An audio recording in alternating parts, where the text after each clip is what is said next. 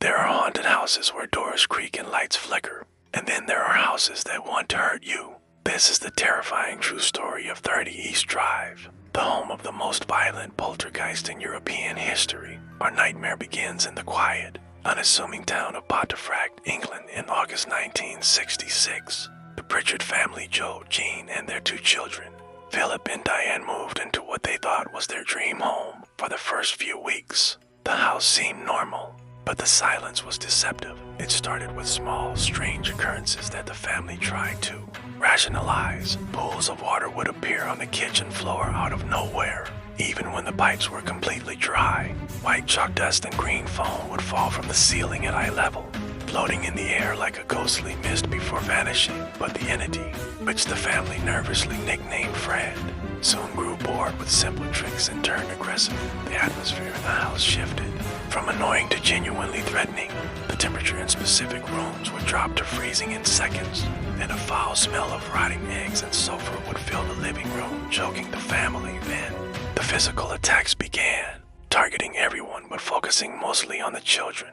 Objects were thrown across the room with terrifying speed, smashing against walls. Heavy furniture was overturned by invisible hands while the family sat watching in paralyzed horror.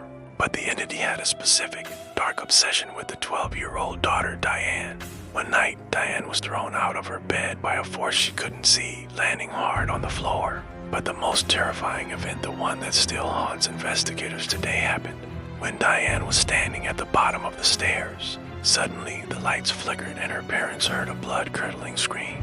They rushed to the hallway and witnessed a scene from a nightmare. An invisible hand was gripping Diane's throat. She was lifted off her feet, her legs kicking helplessly in the air. Then, with brutal force, she was dragged up the wooden stairs by her neck, gasping for air as her parents tried to pull her back. When the entity finally let go, her neck was covered in red finger marks that quickly turned to dark, angry bruises. The entity didn't stop there. It began to manifest visually to the terrifying family. They reported seeing a tall, dark figure dressed in the tattered robes of a 16th century monk standing in the shadows. Where its face should have been, there was only a black, swirling void of nothingness. Historical research later revealed a dark truth. A Cluniac monk had been hanged for the rape and murder of a young girl on the land directly opposite the house hundreds of years ago.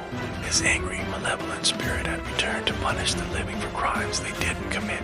Exorcisms were attempted, but they only made the black monk angrier and more violent. Holy water was thrown back at the priests, and crucifixes were ripped from the walls and smashed into pieces. Unlike most haunted house stories, the Pritchard family did not flee immediately.